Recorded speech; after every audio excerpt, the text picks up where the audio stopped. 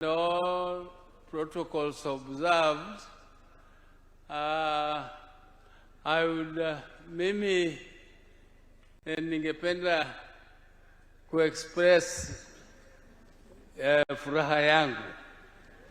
Mimi nina furaha tele. Mimi nina furaha tele kwa sababu mimi nimekaa bunge hii miaka 30 na kitu. This is my 7th term in parliament. Na sisi tumejaribu kusukuma serikali na serikali wakikuja tunawasukuma wasukume hii nini ya kulipa village elders. Kwa sababu hawa ndio grassroots. Ukisema grassroots, hawa ndio grassroots. Sasa tulikuwa tunasukuma hao wapate haki yao, lakini President Ruto ndiye amekuwa na ujasiri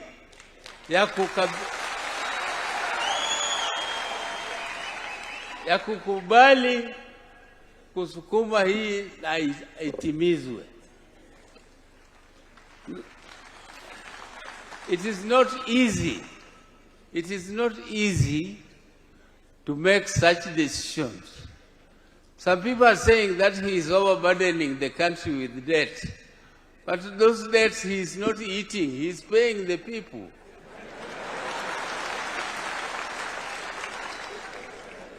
If it is something which translates into benefits for our people, we must appreciate it. We want to say that the President is trying his best, and the opposition should also try. They should also try to bring their own programs, what they want to do to the people. Would they have paid the village elders if they were in power?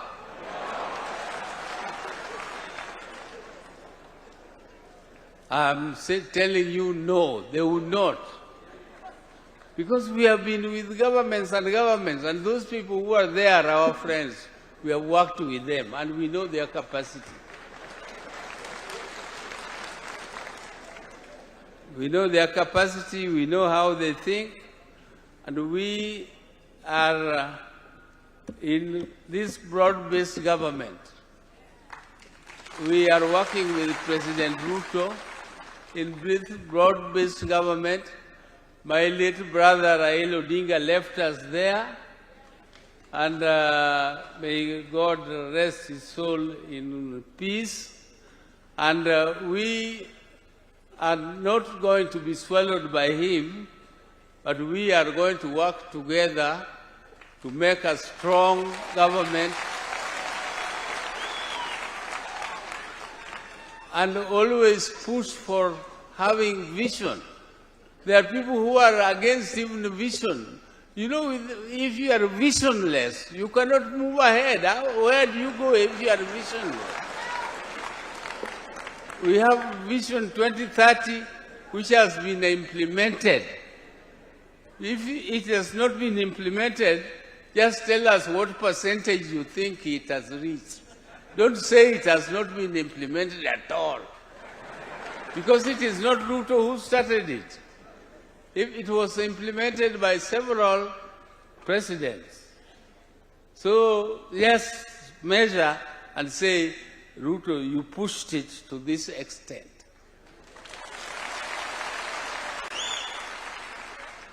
So we are going to work together as we move in the future, and we want to chart the way forward for this country. And the way forward is to give power to the people, like this one, particular one. We are giving, Ruto is giving power to the powerless. Village elders were just regarded as village elder. huyu village elder.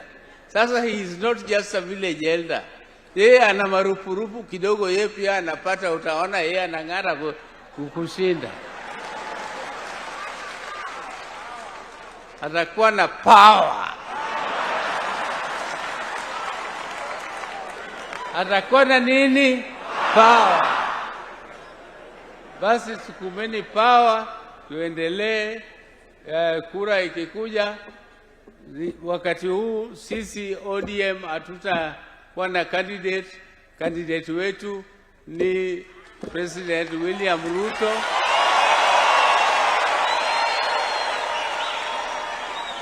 But all the other positions are negotiable. Particularly number 2. Don't you think I deserve to be number 2? Because that is what our concern. Can I not be number 2? Mimi nimetosha.